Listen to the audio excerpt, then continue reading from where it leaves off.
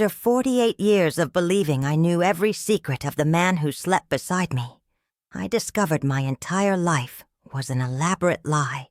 At 73, when I should have been enjoying my grandchildren and planning a quiet retirement alongside Clement, I found irrefutable proof that he had been keeping a second family for 15 years, had invented my own death to justify a new marriage, and was using our home as collateral for debts from a gambling addiction I never imagined existed. What I uncovered about the lies this man was capable of building and maintaining for decades will shock you, but what I did to get my revenge and reclaim my dignity at 73 will inspire any woman who has ever felt betrayed or deceived. If you're over 60 and believe it's too late to start over, that you don't have the strength to face major changes, or that you should accept anything in the name of a long marriage, you need to hear my story to the end, because you'll discover that age can be our greatest ally in the pursuit of truth and justice.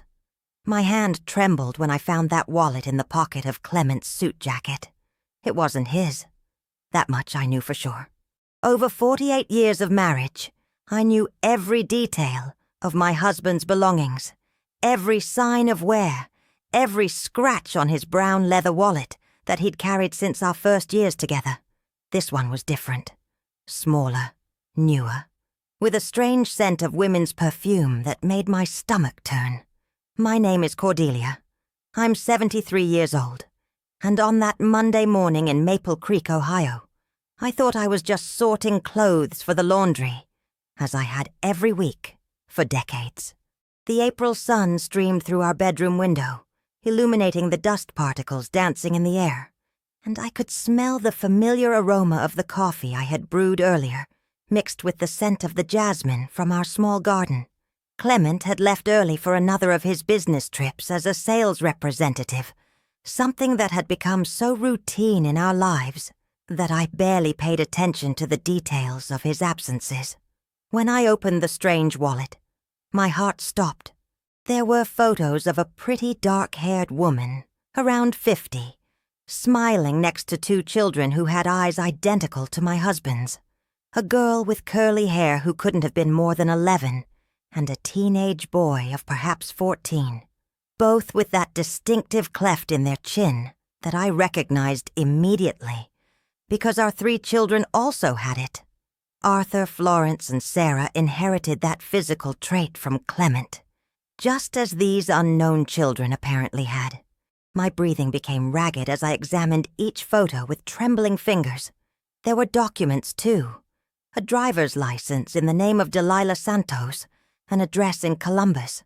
Occupation: nurse. Vaccination records for the children, Benjamin and Penelope, both with the last name Santos as well. The room around me began to spin.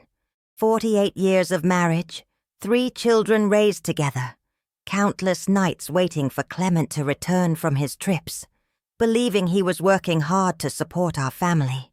I, who had always been a dedicated, patient wife, who never questioned his prolonged absences, who cooked his favorite meals, who ironed his shirts with such care, who organized our home like a sanctuary of love and harmony.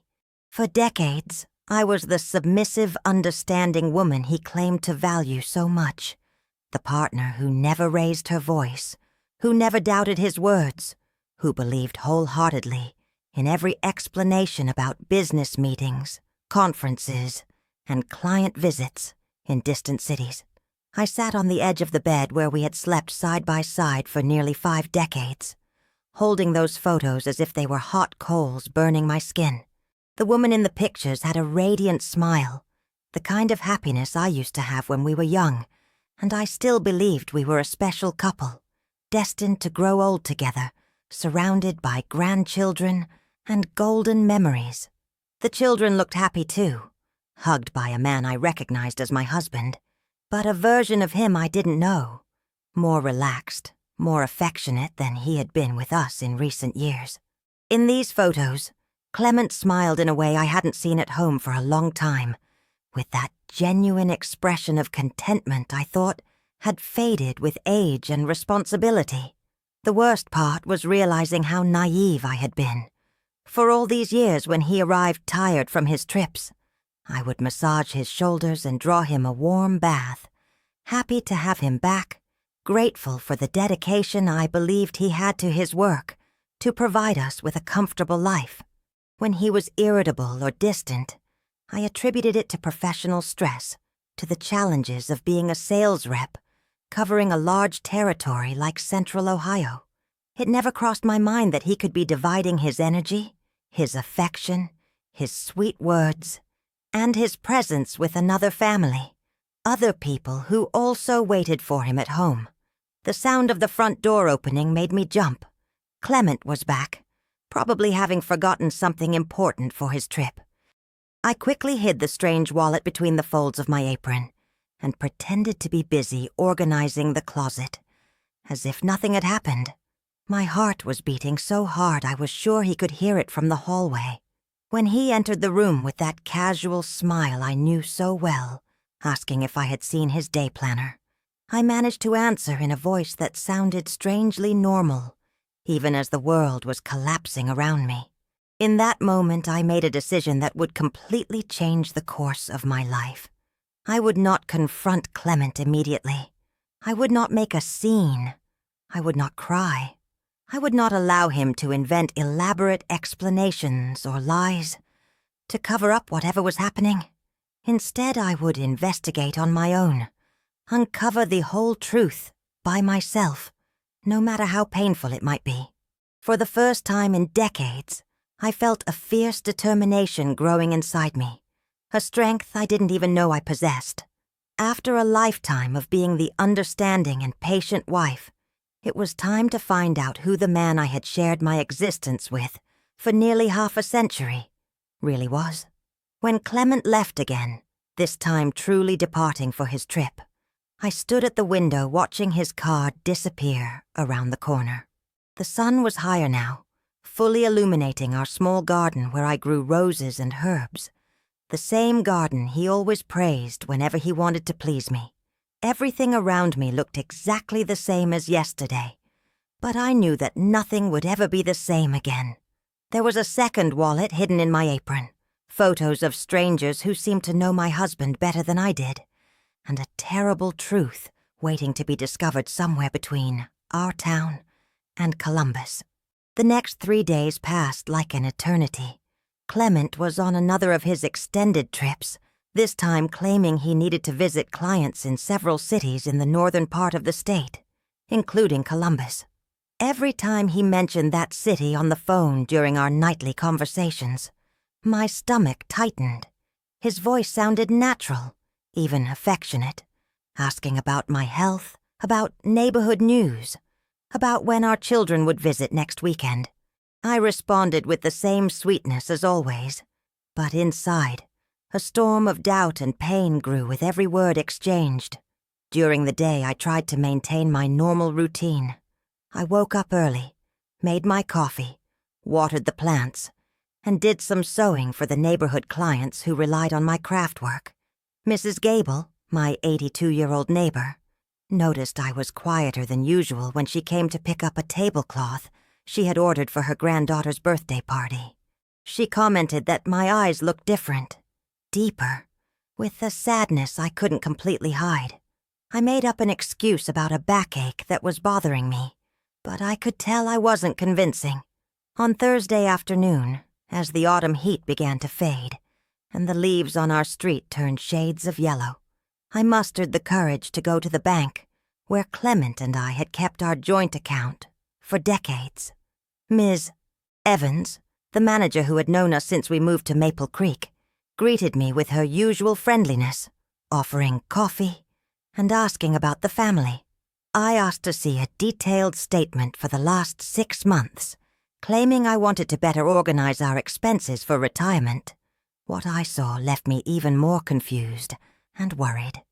There were regular cash withdrawals of significant amounts, always on the same dates Clement was traveling for work. Transfers to an account I didn't recognize. Expenses at shops and restaurants in cities where he claimed to be only for professional reasons. Most disturbing were the automatic debits to a private school in Columbus. Tuition payments made for over 5 years, coinciding exactly with the school year.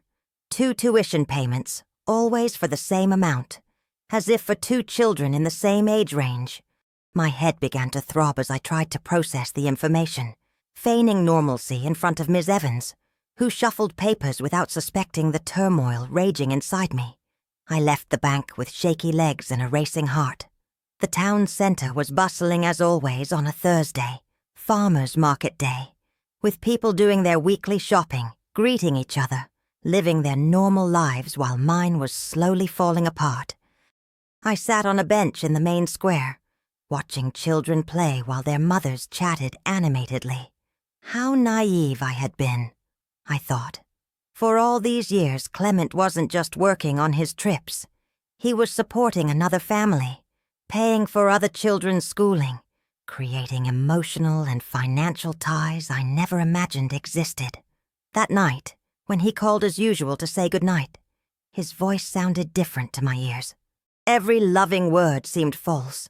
Every expression of longing felt like a theatrical performance. He told me about his tiring day of meetings, the uncomfortable hotel where he was staying, how he was eager to get back home to my hugs. I listened to it all knowing it was probably a lie, that he might be calling from that woman's house, Delilah's, after having dinner with her and the children, after helping with homework, after living a parallel family routine that I knew nothing about. Friday arrived sunny, one of those April days that still holds a bit of summer's warmth, but already hints at the coming Ohio winter. Arthur, my eldest son, stopped by for lunch, as he often did when Clement was away. At 45, he had inherited his father's stature and precise gestures, but he had my more observant temperament. During lunch, while we ate the lasagna I had made especially for him, I noticed Arthur studying me intently, as if sensing something was wrong. Finally, he couldn't hold back and asked if I was okay, if something had happened while Dad was traveling.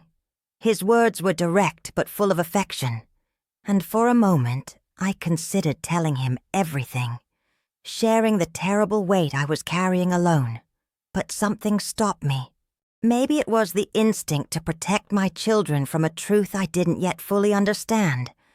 Or maybe it was the fear that they wouldn't believe me, that they would think I was imagining things out of loneliness or unfounded jealousy.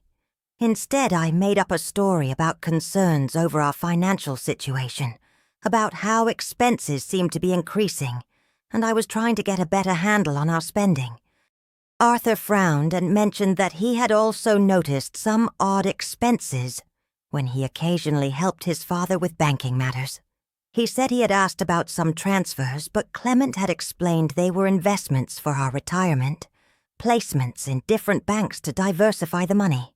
At the time, it had seemed like a reasonable explanation, but now, faced with my apparent concern, he was beginning to question if he had truly understood the family's finances. After Arthur left, I promised myself that the next day I would take more drastic action.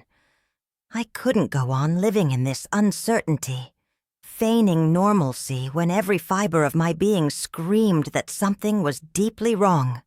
I took out an old road map we kept in a kitchen drawer and traced the route to Columbus. A 2-hour drive, a distance Clement traveled regularly, claiming it was just another city in his work territory. Now I knew it could be so much more. Saturday dawned overcast, with that fine drizzle typical of an Ohio autumn that gets everything wet without you noticing. Clement was due back on Sunday evening, as he always was after his long trips. That gave me a full day to gather my courage and do what my heart had been begging me to do since Thursday. I put on my best clothes, a navy blue blouse he always complimented and a modest skirt, combed my gray hair carefully, and grabbed the strange wallet I had found in his jacket. I took the 8 o'clock bus to Columbus. Throughout the trip, my hands were clammy, clutching the purse where I kept the evidence of the possible betrayal. The familiar landscape of the Ohio countryside passed by the window, green fields interspersed with small towns, but I could hardly pay attention.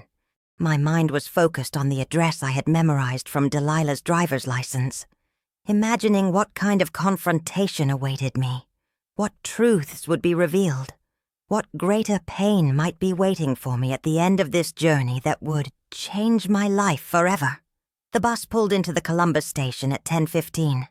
I got off with trembling legs and a heart pounding so hard, I was sure everyone around me could hear it. The city was bigger than I expected, busier than Maple Creek, with taller buildings and a different rhythm that made me even more nervous. I hailed a cab and showed the driver the address I had memorized. The driver, a friendly man in his 60s, tried to make small talk, asking if I was from out of town, visiting relatives, but I replied in monosyllables, unable to concentrate on anything but the terrifying mission I had set for myself. The neighborhood where we stopped was residential, middle class, with well-kept houses and blooming gardens. Number 243 was a single-story house, painted a pale yellow with white trim on the windows, surrounded by a small, neatly trimmed privet hedge. There was a garden out front with red roses and a small lawn, where a child's bicycle lay on its side, as if a child had just been playing there. The scene was so domestic, so normal, that for a moment I doubted myself. Maybe I was going crazy. Maybe that wallet had an innocent explanation that my tormented mind couldn't see. I paid the cab and stood on the sidewalk in front of the house for long minutes, trying to summon the courage to knock on the door. A few neighbors passed by pushing strollers. Others swept their porches or watered plants, all living their normal Saturday mornings, while I faced the most difficult moment of my life.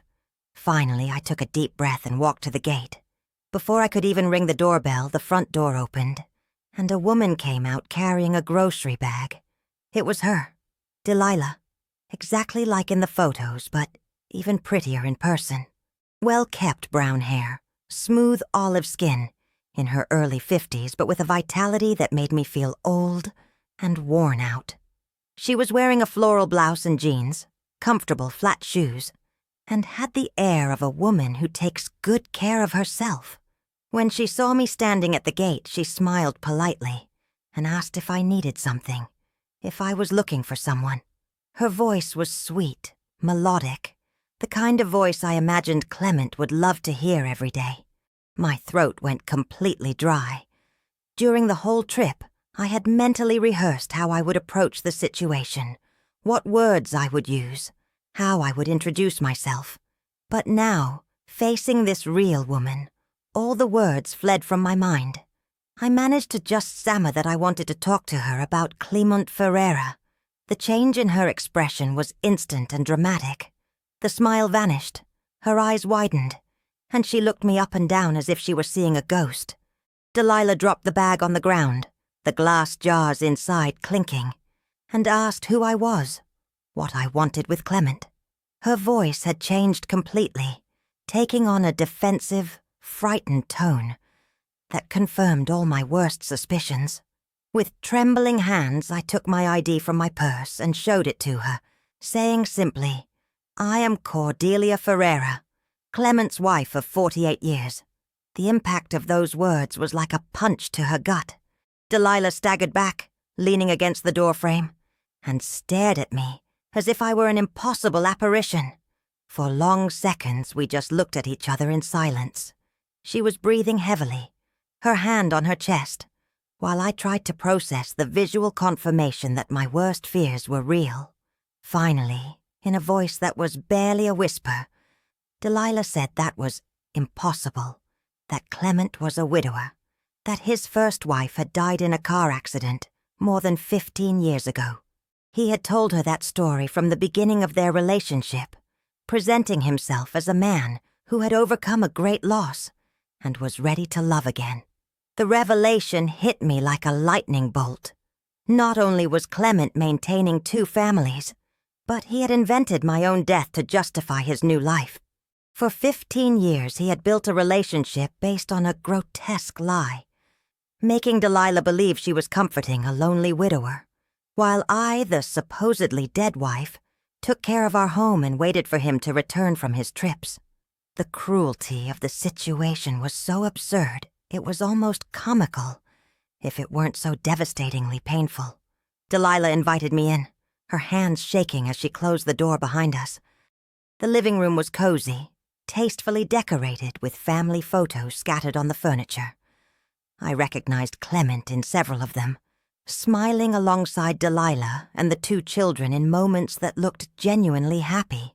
There were photos from birthdays, vacations, school graduations, an entire family life documented over the last 15 years. A complete parallel life he had built, while I believed I was his only family. We sat on the floral sofa, two women destroyed by the same lie, trying to understand how we had been deceived so elaborately and cruelly. Delilah began to cry, not hysterical sobs, but the silent tears of someone who has just discovered their entire life is a sham. She told me how she met Clement at a 4th of July barbecue 15 years ago, how he introduced himself as a recent widower, still grieving the loss of his wife, how they dated slowly, him respecting his fabricated mourning, winning her over with patience and affection. Through tears, she revealed that Clement had been a wonderful partner, present in raising Benjamin and Penelope, involved in their school life, loving and attentive. In recent months, he had started talking about marriage, about making their union official after so many years together. He had even bought an engagement ring that he planned to give her on their anniversary in June. The irony of the situation was too cruel to bear. When the children came home from their soccer game, sweaty and talking loudly about the match, the situation became even more real and painful. Benjamin, 14, was a young copy of Clement, with the same posture and the same smile.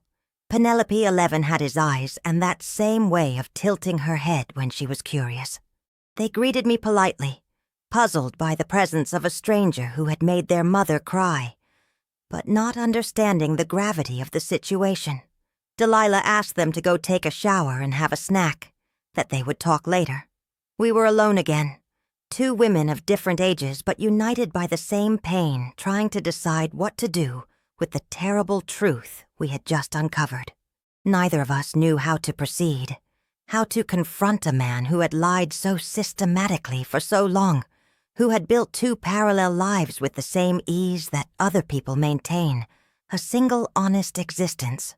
As I was preparing to leave, promising we would talk again to decide our next steps, Delilah gave me the most shocking piece of information of all.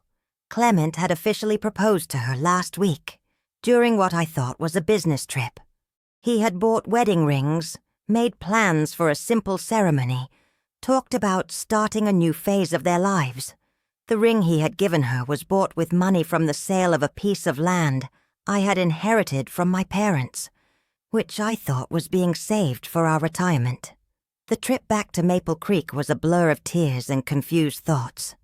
Sitting on the 3 o'clock bus, I watched the Ohio landscape pass by the fogged-up window as I tried to process everything I had discovered. Delilah and I had exchanged phone numbers and agreed to talk during the week to decide how to proceed. She was as shaken as I was, perhaps even more so, because she had been planning to marry a man who was, in fact, already married for nearly 5 decades. The cruelty of it all was so deep it felt surreal. I arrived home in the late afternoon, as the yellow glow of sunset colored our small living room. Everything looked exactly as I had left it that morning, but my perception had completely changed. Every photo of us on the walls, every object we had bought together, every memory of our shared life now carried a shadow of deceit. For 48 years I had been only half of Clement's life, without even knowing it. While I cooked his favorite dinners and lovingly washed his clothes, he was dividing his attention, his affection, and our financial resources with another family. Sunday arrived with a sunny April morning. Clement would return in the afternoon, as he always did after his long trips. I spent the entire day rehearsing how I would approach the subject, what words I would use, how I would manage to stay calm in the face of the lies he would surely invent. I prepared his favorite meal, roast beef with potatoes and stuffing, just as I had for decades on the days of his return. The irony of cooking for a man who had invented my own death for another woman was not lost on me. When I heard the familiar sound of his car in the driveway, my stomach clenched. Clement walked in through the kitchen door carrying his travel bag, and that tired but affectionate smile I knew so well. He kissed me on the forehead, as he always did, commented on the delicious smell of the food, and asked how my weekend had been. For a moment, I almost believed it was all a terrible nightmare, that the man before me was truly the dedicated husband I thought I knew. During lunch, he spoke about the trip with terrifying naturalness.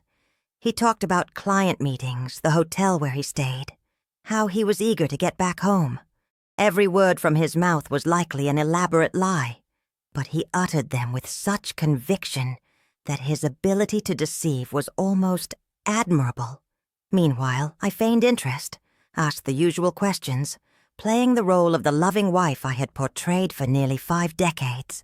On Monday morning, after Clement left for what he claimed was a meeting in town, Delilah called me. Her voice was different, more determined, as if she had spent all of Sunday thinking about our situation. She had decided we needed to investigate more deeply before confronting him. She had noticed some inconsistencies in his stories, dates that didn't add up, details that made no sense. She suggested we meet midweek to compare information and plan our next steps. Over the following days, I started paying attention to details that had previously gone unnoticed. The strange timing of his calls, always avoiding certain periods of the day. The clothes he packed for his trips, always his best, as if for special occasions, not business meetings. The way he carefully guarded his personal documents, never leaving anything out that might reveal inconsistencies. 48 years of living together had made me an expert on his habits, but I had interpreted everything incorrectly. On Thursday afternoon, I met Delilah at a quiet cafe in Columbus. She had brought a folder full of documents, photos, and notes she had made about the life she knew with Clement. Comparing our information, we uncovered even more disturbing discrepancies. He had told completely different stories about his past to each of us. To me, he always said his parents had died when he was young. To her, he had invented a living mother in a nursing home in Cleveland, whom he visited monthly. The most shocking discovery came when Delilah showed me bank statements from an account Clement maintained in her name, where he regularly deposited money for household and children's expenses. The amounts were much higher than what he claimed to earn as a sales rep, which made us question if he had other sources of income neither of us knew about. She had also found payment receipts from a third bank account, this one in Clement's name only, with transactions neither of us could explain. It was then that Delilah revealed something that sent a chill down my spine. The previous week, in a drawer of the home office he used at her house, she had found some bank loan documents, loans that had been taken out using properties she didn't know as collateral, including a house that appeared to be our residence in Maple Creek. Clement was using our home as collateral to get money, likely to maintain the double life he had created. The financial situation was even more dire than we had imagined. Delilah confessed that in recent months he had started talking about difficulties at work, the need to cut back on spending, how times were tough for sales reps. She had accepted these explanations, even offering to work more hours at the hospital to help with expenses. At the same time, he was giving me the same explanations at home, justifying why we couldn't take the trip I had long dreamed of or buy the new car we needed. We decided we needed more information before confronting him. Delilah suggested we should check for other bank accounts, other loans, perhaps even other debts he was hiding from both of us. The idea that our ignorance could be putting us at financial risk was terrifying. How many more lies would we uncover? How many other secrets did Clement keep besides his double family life? When I returned home that afternoon, I found Arthur waiting for me in the kitchen with a worried expression. He had decided to pay a surprise visit and noticed I wasn't home, which was unusual for a weekday. He asked where I had been, if everything was okay, if I needed anything. For the first time in days, I felt the urge to break down and tell my son everything, to share the terrible burden I was carrying alone. But when I opened my mouth to speak, the words wouldn't come. How could I explain to Arthur that the father he admired, who had raised him with apparent dedication, had been keeping a second family for 15 years? How could I tell him that the man he considered a paragon of honesty had built his entire adult life on elaborate lies? Instead, I made up an excuse about going to the doctor for some routine tests, that everything was fine, just taking care of my health. Arthur seemed to accept my explanation, but I noticed he watched me with renewed attention. He commented that I seemed different in recent weeks, more worried, less talkative than usual. He asked if his father had said anything about problems at work, if something was going on that I wasn't telling him.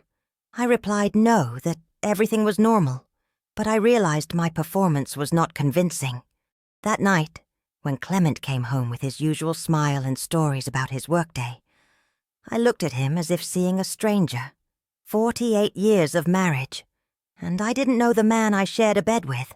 During dinner, he talked about our plans for the golden anniversary party our children were organizing for June. He spoke of how special it would be to celebrate half a century of love and companionship, how blessed we were to have built such a beautiful family together. Every word he spoke was like a knife in my heart. The party that was supposed to be the ultimate celebration of our love would actually be the final exhibition of his betrayal. The most devastating discovery of all came the following week, when Delilah managed to access the computer Clement used at her house. She had noticed he always kept it password protected, claiming to have important work information that needed to be secure. One afternoon, when he had left for what he called a meeting with an important client, she managed to figure out the password by watching his fingers type what she thought was her birthday, but was actually my date of birth. What we found of in the files and browser history was even worse than we imagined. Clement wasn't just a man secretly maintaining 2 families. He was also addicted to online gambling. There were records of bets dating back more than 5 years, virtual casino sites, gambling apps, debts accumulated on platforms I didn't even know existed. The amounts were staggering, far exceeding what any sales representative could lose without completely ruining their financial life. During our meeting at the usual cafe, Delilah showed me the spreadsheets she had printed. Red numbers dominated the screens, indicating constant losses over the years. There were sporadic attempts at large bets, likely in hopes of recovering the lost money, but which had only worsened the situation. It was obvious that the addiction had consumed not only his personal savings, but also the money he obtained through fraudulent loans and the 2 family accounts he maintained. The revelation explained many things that had never made sense. Clement's mood swings, which I had attributed to work stress, the periods when he was more affectionate and attentive, followed by days when he seemed distant and worried, the trips that extended beyond their planned duration, which he justified with last-minute changes in professional commitments. He was probably using this time to gamble, trying to recover losses or simply escaping the reality of the debts he was accumulating.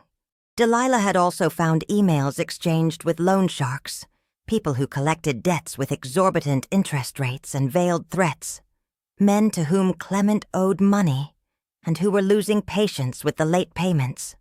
The situation was so serious that our physical safety could be at risk. He had gotten involved with dangerous people to support an addiction neither of us knew about, using our assets as collateral for debts he could never repay with his legitimate income. It was at that moment that we made the most difficult decision of our lives. We could no longer postpone the confrontation. The golden anniversary party my children were organizing for June was just 3 weeks away. All our relatives and family friends would be invited, It would be the most important social event our family had ever organized. Delilah suggested we use this occasion to publicly expose all of Clement's lies, so he could no longer escape or invent new stories to cover up his crimes against both families.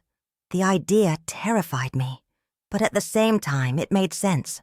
For 15 years, Clement had lived a double life because he could keep the two realities geographically and socially separate. If we brought his second family into the circle of the first, he would have no way to continue lying. It would be a definitive exposure, painful for everyone involved, but necessary for us to finally know the whole truth. Delilah offered to show up at the party with Benjamin and Penelope. She would explain to the children that they were going to meet their father's other children, without going into detail about the illegal nature of the situation until it was absolutely necessary. It was important for them to be present, not only as living proof of the betrayal, but also because they had the right to know their half-siblings and to understand the true situation of the family they had grown up believing was complete. The planning of the revelation required extreme care. We needed to coordinate our accounts so that Clement couldn't deny or distort the facts. Delilah would bring the bank documents proving the fraudulent loans, the evidence of the gambling addiction, the photos from the last 15 years documenting the parallel family life. I would bring the statements from our joint account, showing how our money had been diverted without my knowledge, and the documents proving that our house was being used as collateral for debts I was unaware of. During those 3 weeks of preparation, living in the same house with Clement became an almost impossible exercise in emotional endurance. Every affectionate gesture from him seemed like a mockery. Every sweet word sounded like a rehearsed lie. He continued to talk about the party with enthusiasm, commenting on how wonderful it would be to gather the whole family to celebrate our enduring love. He even bought a new suit for the occasion, spending money he probably didn't have to keep up appearances. Until the very last moment, Arthur, Florence, and Sarah were excited about the preparations. They had rented the parish hall, hired a small band, ordered golden decorations, and a 3-tiered cake. All our friends and acquaintances had confirmed their attendance, eager to celebrate such a significant milestone with us. The irony of the situation was too cruel to bear, but I had decided it was better for the truth to come out in front of everyone than to continue living a lie that was destroying not only my life but also jeopardizing the financial future of our children and grandchildren. A week before the party, Clement surprised me with an early gift. It was a delicate gold bracelet with a heart-shaped charm engraved with our names and wedding date. He said he wanted me to wear it at the party, that it would be a symbol of our eternal and unshakable love.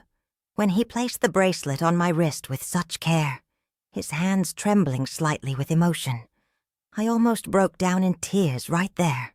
For a moment, I doubted everything I had discovered. The man before me seemed genuinely moved, truly in love with the woman with whom he had spent nearly half a century. How was it possible that this same man was capable of maintaining a second family for 15 years, of lying systematically, of putting our stability at risk with a destructive addiction? The complexity of human nature confused and terrified me at the same time. That night, lying next to Clement, who slept peacefully, I looked at the bracelet shining on my wrist in the faint light coming through the window. In a few days, that gift would become a bitter irony, a symbol of the lie our life had become. But for now, it was just a beautiful bracelet given by a loving husband to the wife he loved, or pretended to love, or loved in a twisted way I could never fully comprehend. The party was on Saturday. Delilah would arrive with the children around 4 in the afternoon, when the celebration was already underway, and all the guests were present. We had agreed that she would introduce herself as a family friend who wanted to congratulate the anniversary couple. Only later, during the traditional toast of thanks that always happened at family parties, would we reveal our true identities and the nature of the situation. Friday dawned sunny, one of those June days that announces the arrival of summer, but still holds a bit of autumn's warmth. It was my last day of life as Clement's wife as I had always known it. Tomorrow, regardless of what happened at the party, nothing would ever be the same. The day of the party arrived with a crystal-clear blue sky, without a single cloud, as if even the weather was conspiring to make everything look perfect. I woke up at 5 a.m, my stomach churning with nervousness, unable to go back to sleep. Clement was still snoring softly beside me, oblivious to the fact that this would be the last day he would sleep in our bed as my husband. I got up carefully so as not to wake him, and went to make coffee, trying to organize my thoughts for what was to come. Throughout the morning, our children arrived early to help with the final preparations. Arthur brought the flowers he had ordered, golden and white arrangements that filled the house with a sweet, festive perfume. Florence arrived with the dress she had chosen for me to wear, an elegant navy blue model that highlighted my gray hair and disguised some of the weight I had lost in the last few stressful weeks. Sarah came with the grandchildren, who ran through the house excited about the celebration. Clement was radiant, moving around the house with an energy I hadn't seen in years. He put on his new suit with pride, carefully adjusted the golden tie that matched the decorations, and combed his gray hair with special care. Several times during the morning, he hugged me from behind while I was arranging something, whispering in my ear how happy he was, how blessed we were to have come this far together, how our love story was an example for our children and grandchildren. At 2 p.m, we began to get ready for good. I took a long bath, trying to relax my tense muscles, but the hot water couldn't ease the anxiety that gripped every fiber of my body.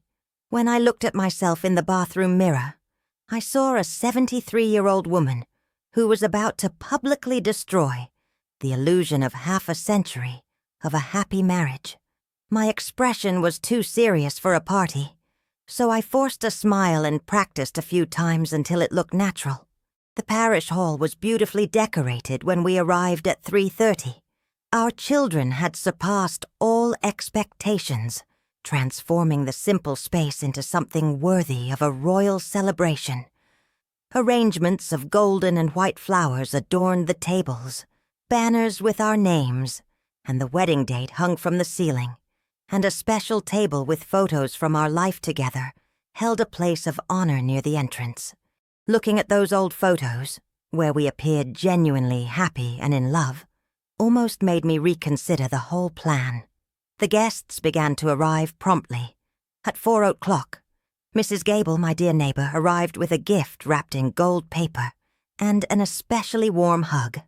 Clement's brothers came from Cleveland with their families, commenting on how well preserved we looked for our age, and how our union was an example for the younger generations. Friends of decades, colleagues from when I worked as a seamstress, old neighbors, everyone arrived with warm smiles and effusive congratulations. At 4:30, when the hall was already full and the party in full swing, my phone vibrated. It was a message from Delilah. "Arriving now. I'm with the kids. Are you ready?" I replied with a simple, "Yes," but my hands were shaking so much, I almost dropped the phone. The final moment was coming. There was no turning back. In a few minutes, 48 years of lies would be exposed before our entire community. Clement was in his element, circulating among the guests, telling old stories, receiving congratulations and hugs, posing for photos with a genuine smile of happiness. Several people commented on what an accomplished man he seemed, how obvious it was that he had found the woman of his life in me, how our love story was inspiring in an era when marriages lasted so little. Every compliment I heard was like a stab in the heart. When I saw Delilah enter the hall with Benjamin and Penelope, my heart almost stopped. She was elegant, wearing a discreet but beautiful dress, and the children were dressed up as if for a special occasion. They approached the gift table, where Delilah left a small package, and then came towards me, Some guests looked with curiosity at the unfamiliar faces, but nothing that drew special attention. When Delilah introduced herself to me aloud, as we had arranged, calling me Mrs. Cordelia and saying she was an old acquaintance of the family who wanted to congratulate the anniversary couple, I felt the whole hall was watching us. Clement, who was talking with a group of friends on the other side of the hall, had not yet noticed her presence. Benjamin and Penelope were a little shy, as normal children would be in a room full of unfamiliar adults. Arthur approached to meet the new guests, and I introduced Delilah as a friend I had recently met. He greeted them all politely, but I noticed his eyes lingered a little longer on Benjamin's face. There was an undeniable resemblance between the boy and our family, something any observant person might notice if they paid attention. Florence and Sarah also came to greet the newcomers, always attentive to guests they didn't know.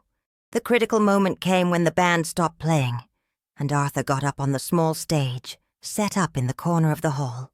It was time for the traditional toast of thanks, the moment when the children speak about their parents, and then the celebrated couple addresses the guests. My heart was beating so hard I was sure everyone could hear it. Delilah positioned herself strategically near the stage, with the children by her side, while I prepared to go up when it was my turn. Arthur began his speech by talking about the example of love and dedication that Clement and I represented for the whole family.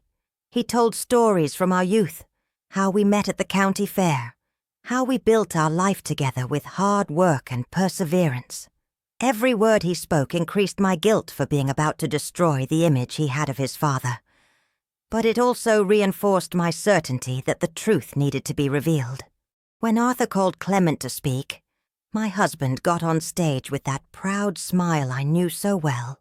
He began by thanking everyone for being there, talking about how blessed he felt to have such a united family, such a dedicated wife, such loving children. His words sounded sincere, emotional, and several people in the audience were dabbing at tears. It was impossible to believe that this seemingly upright man had lived a double life for 15 years. It was then that I summoned my courage and went up on stage beside him. Clement hugged me affectionately, whispered that he loved me, and prepared to hand me the microphone for my own speech of thanks. But instead of taking the microphone, I gestured for Delilah to approach. She walked decisively to the stage, climbed the 2 small steps, and stood on my other side. The murmur in the hall began immediately, people wondering who this woman was and why she was on stage with us. The expression on Clement's face changed instantly. The color completely drained from his face. His eyes widened in horror, and he began to tremble visibly. It was obvious he had recognized Delilah and understood that his world was about to collapse. I took the microphone from his trembling hand and took a deep breath. The time for the truth had come, however painful it might be for everyone present. With a voice I managed to keep steady despite my racing heart, I began, "Dear friends and family, before we thank you for being here to celebrate with us, I need to share something very important with all of you. This is Delilah, and she has something fundamental to tell us about our family." The silence that fell over the hall was deafening. Delilah took the microphone from my hands firmly and looked directly at the crowd of confused and expectant faces. Her voice, when she began to speak, was clear and determined, with no trace of the fragile woman I had met a few weeks before. "My name is Delilah Santos," she said, "and for the last 15 years, I have been Clement's wife. These are our children, Benjamin and Penelope." She gestured for the children to approach the stage, which they did with a mixture of shyness and curiosity. The impact of those words was like a bomb exploding in the middle of the hall. Murmurs started low and quickly grew into exclamations of shock and disbelief. Arthur, who was in the front row, turned pale as a sheet and leaned on a nearby chair to keep from falling. Florence clapped a hand over her mouth, her eyes instantly filling with tears. Sarah simply froze, looking back and forth between Delilah, the children, and her father, as if trying to process an impossible piece of information. Clement tried to grab the microphone back, stammering something about misunderstandings and explanations. But Delilah stepped away and continued speaking. For all these years, Clement told me he was a widower, that his first wife had died in a car crash. He raised my children as his own, was part of their lives, paid for their schools, and 3 weeks ago, he officially asked me to marry him. She held up the ring sparkling on her finger, a ring I recognized as having been bought with the money from the sale of my parents' land. The noise in the hall was becoming deafening. People were getting up from their chairs, some moving closer to the stage to hear better, others discreetly leaving, as if not wanting to witness what was happening. Mrs. Gable, my dear neighbor, was crying openly, her trembling hands covering her face. Clement's brothers looked as if they had seen a ghost, whispering among themselves with expressions of horror and disbelief. It was then that I took the microphone back and said the words that changed everything forever. But as you can see, I didn't die. For 15 years, Clement maintained 2 complete families, lying to both of them about his true situation.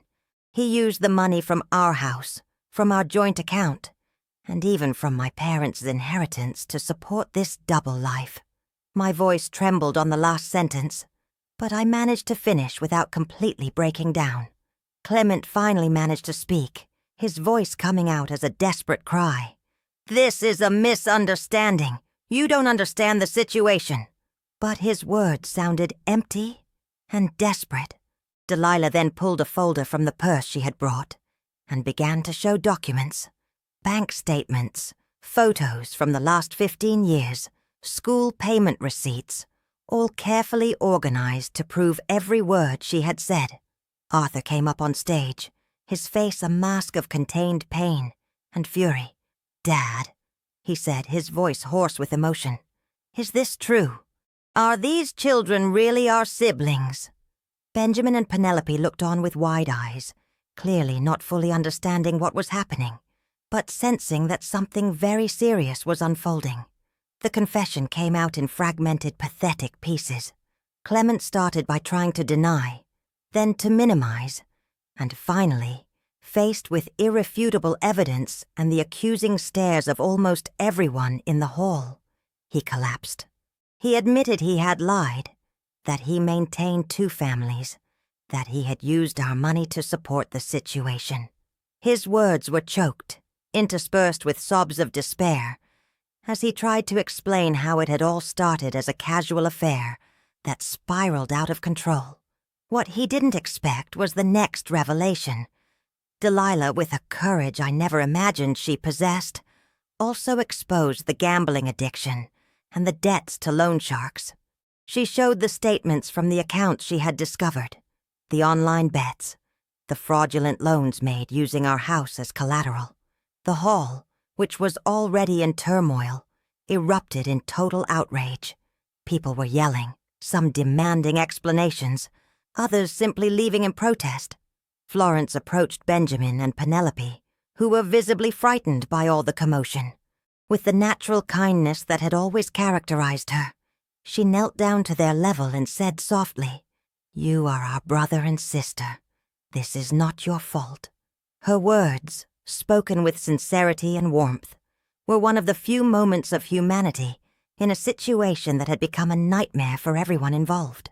Sarah, always the most emotional of the family, couldn't contain herself and lashed out at her father. "How could you do this to us? How could you lie for so long? We trusted you." Her words echoed the feelings of many people present, who had known and respected Clement for decades. His image as an upright man and dedicated father was being publicly destroyed, and there was no way to rebuild it. The most devastating moment came when one of Clement's creditors, who had apparently found out about the party from someone in town, showed up at the hall.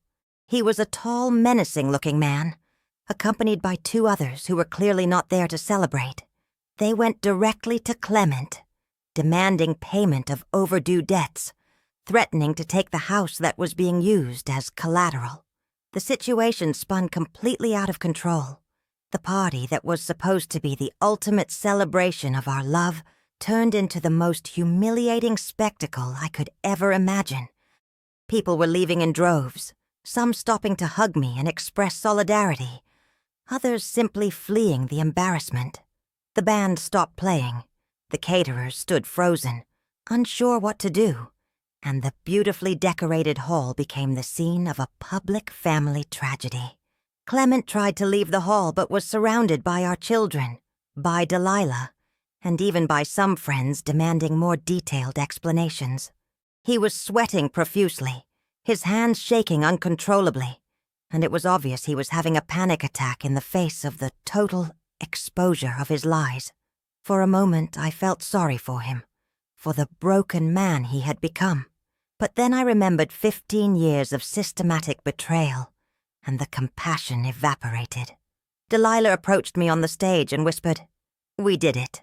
The truth is out. Now he can't deceive us anymore." Her words should have brought me relief, but all I felt was a profound emptiness.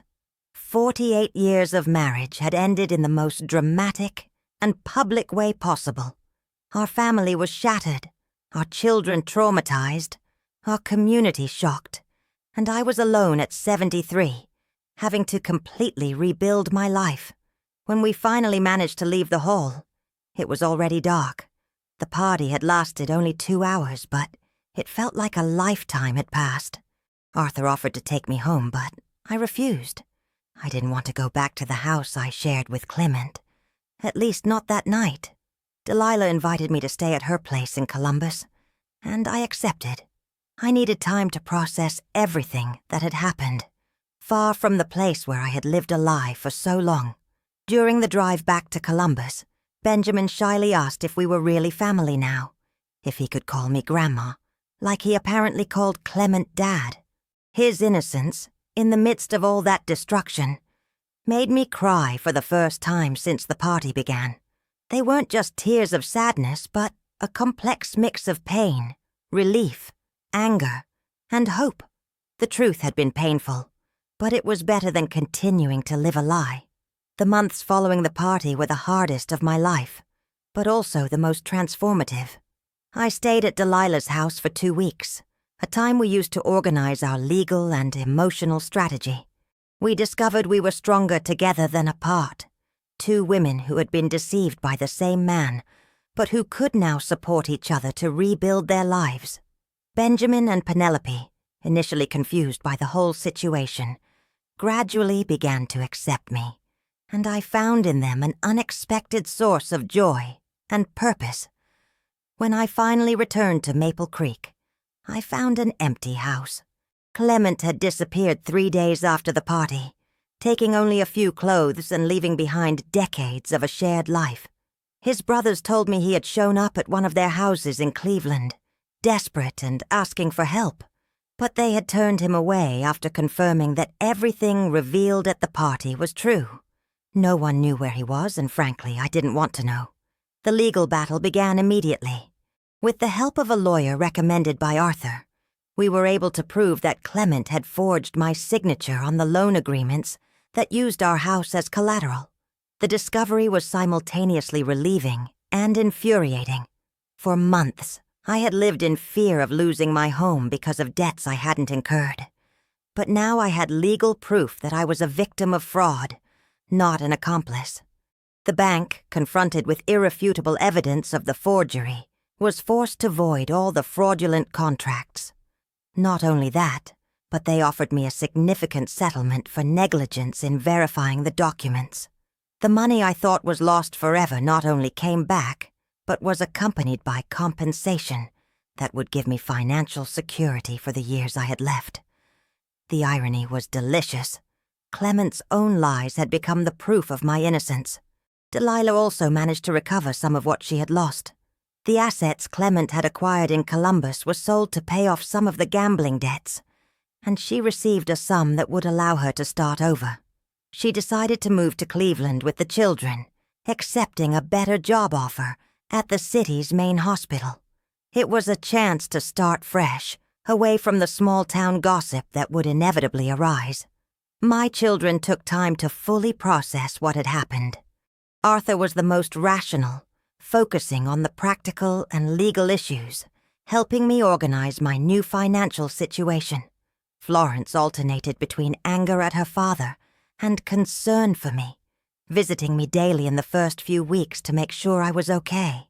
Sarah was the most emotional, going through a period of depression upon realizing that the father figure she admired had been an illusion for decades. But what surprised me most was how they embraced Benjamin and Penelope as true siblings, especially the grandchildren, who quickly accepted having teenage uncles and were enormously amused by this new development. The children spent Christmas with us in Maple Creek, and seeing the whole family gathered, despite everything that had happened, filled me with a happiness I hadn't felt in years. The first anniversary of the party came with an unexpected proposal. Arthur suggested we have a new celebration, this time to commemorate our freedom from the lie and the strengthening of true family bonds. At first, the idea seemed strange, but I gradually began to see the wisdom in it. We needed to redefine that date, to transform what had been a day of horror into something positive. The second party was small, intimate, just family, and a few very close friends. Delilah came from Cleveland with the children, who now affectionately called me Grandma Cordelia. I cooked for days, preparing all their favorite dishes, feeling useful and loved in a way I hadn't experienced in a long time. It wasn't the grand celebration that 50 years of marriage should have been, but it was real, honest, based on true love, instead of elaborate lies. During that second party, I looked around the table and saw my real family. Arthur with his wife and children, proud of the strength I had shown. Florence laughing with Benjamin about some inside joke they had developed. Sarah teaching Penelope how to do the embroidery I had taught her years ago. Delilah helping me in the kitchen, as if we were long-lost sisters. It was a reconfigured family, but it was my family, and it was real. In the following months, I began to discover aspects of myself that had lain dormant during decades of a submissive marriage. I returned to embroidery not just for clients, but for personal pleasure, creating complex pieces that expressed my repressed creativity. I started participating more actively in church activities, not just as someone's discreet wife, but as Cordelia, a woman with her own opinions and valuable contributions. The biggest transformation came when I decided to travel for the first time in my life without a man by my side. I used part of the settlement from the bank to take a trip I had always dreamed of, to see the beaches of Florida. At 74, I stepped onto the warm sand of the Florida Keys, felt the sun on my skin, tasted foods I had never tried, and discovered I was capable of being happy alone. When I returned from the trip, I found an unexpected letter in my mailbox. It was from Clement. He was living in a cheap room in Chicago, working as a salesman in a clothing store, trying to pay off his remaining debts. The letter was a long, detailed apology, where he took full responsibility for his actions and expressed genuine remorse for what he had done to us. He didn't ask to come back, didn't try to justify his actions, just asked for forgiveness and informed me he had entered a recovery program for gambling addicts. I read the letter several times, searching for anger, hurt, or at least resentment, but all I felt was a strange peace. The man who had shared my life for nearly half a century had become a stranger, someone whose choices no longer affected me. I put the letter in a drawer, not to preserve it as a memory, but simply because it felt like the right thing to do. Maybe one day I would be able to forgive him completely, but that would be a gift I would give to myself, not to him.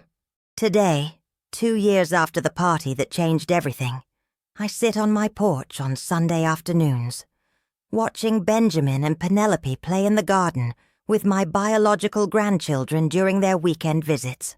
Delilah got married last year to a colleague from the hospital, a widower who adores the children and treats me with the affection of a true mother-in-law.